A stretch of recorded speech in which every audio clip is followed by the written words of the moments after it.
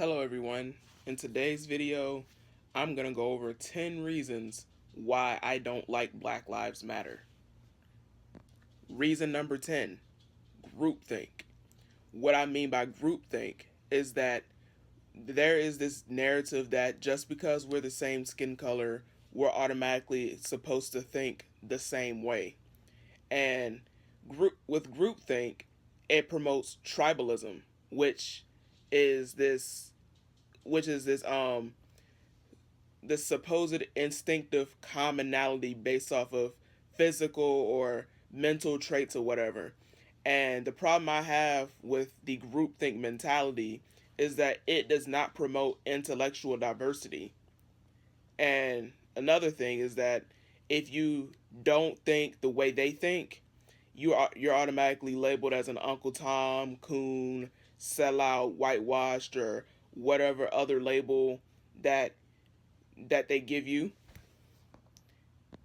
Reason number 9, false narrative. Black Lives Matter pushes this false narrative that black people get randomly shot by the police for no reason. And looking at sheer statistics, more whites get shot by the police per year. But no one's protesting that. It's like if a white person gets shot by the police, it's justified. But when a black person gets shot by the police, oh my God, the system is so racist. Number 8, black victimhood. It further pushes this victimhood narrative, constantly talking about how we're systematically oppressed and how we're disadvantaged and things like that, and talk about how slavery and white supremacy and things like that still exist. Don't get me wrong, racism still exists. I'm not denying that. What I am denying is that the fact that we're victims. It's like, how can you push a supremacist narrative and a victimhood narrative at the same time? It's either you're superior or you're inferior. You can't be both. So this point right here is extremely cognitively dissonant. So, and with that being said, black people, you are not oppressed. I repeat, you're not oppressed. So stop hiding behind Black Lives Matter and their false propaganda. Number 7, hostility. The way they treat our fellow citizens, including other black people, non-black people, our police officers, the damaging of property and the damaging of buildings and stuff like that. And a lot of them have this frame of mind that no building is more important than my life.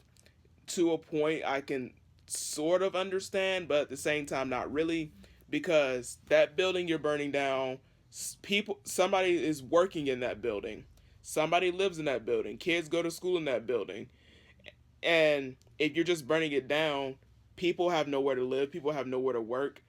So, what statement are you trying to make by burning down buildings, smashing windows, attacking people, rioting, looting, and just generally being hostile? How are you reaching your message by being blatantly hostile to other people? It doesn't work like that. Sorry. Number 6, failure to address black on black crime. This is important because way more blacks kill other blacks than the police officers do. So, if a police officer killing a black person is considered racist, then how can you possibly explain the black on black crime? And a lot of Black Lives Matter activists and things like that insist that they do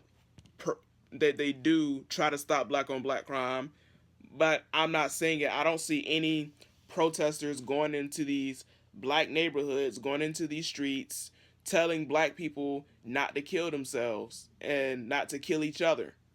So if you're going to say Black Lives Matter, start addressing black on black crime in your neighborhoods. It's like, until we start addressing black on black crime in our neighborhoods that happens every day, then we're not in much of a position to say Black Lives Matter. if we're gonna say Black Lives Matter, we should say it to ourselves first before we can expect anyone else to believe it.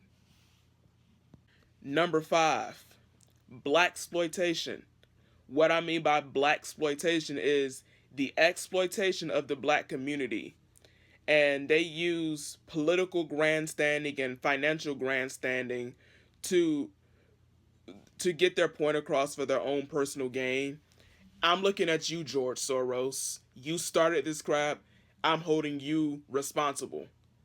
I wouldn't say you're completely responsible, George Soros, but you're partially responsible. Well, anyway, it's like they take real problems in the black community and say it's because of racism, and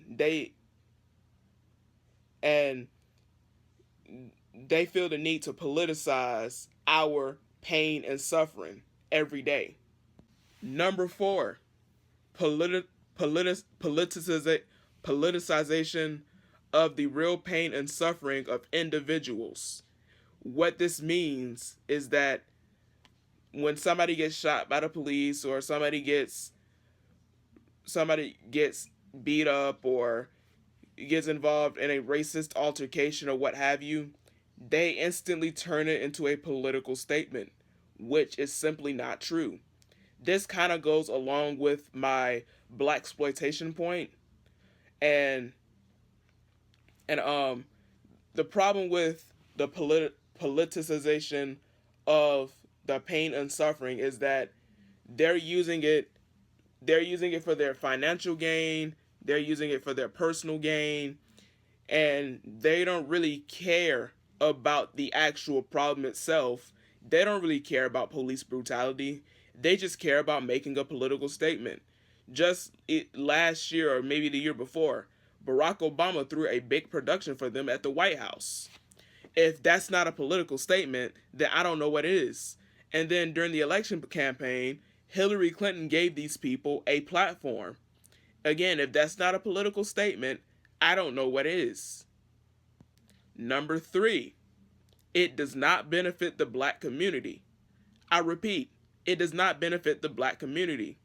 I say that it doesn't benefit the black community because they're not doing anything to help any of the problems in the black community. Like I said, it's all about them making a statement and making a name for themselves. And it's causing tensions among everybody in the black community. People argue that it's bringing us together, but I don't see it as that, because blacks are hurting other blacks in the process, especially the ones that don't follow their so-called movement.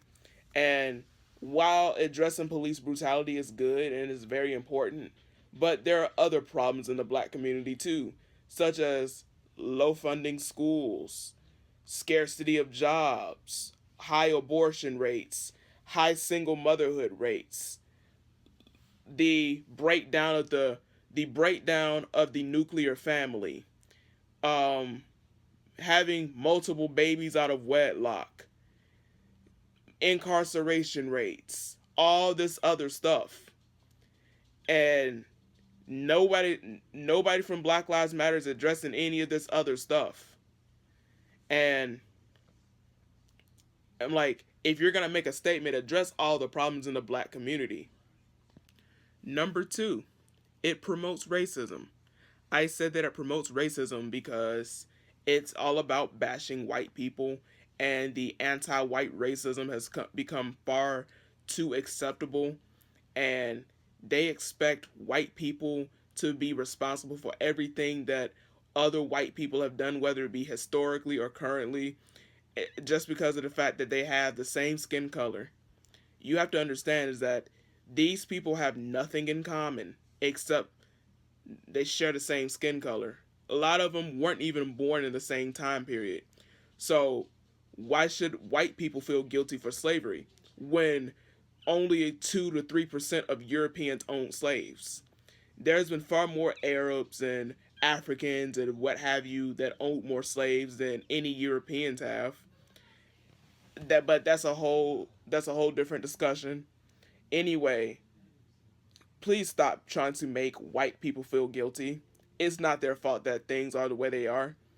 they didn't create these things, is that we all have played some part in this messed up system.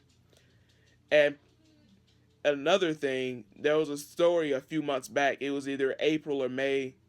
Black Lives Matter in Philadelphia had this all black meeting where there were no white people allowed. Basically, it's a safe space more or less.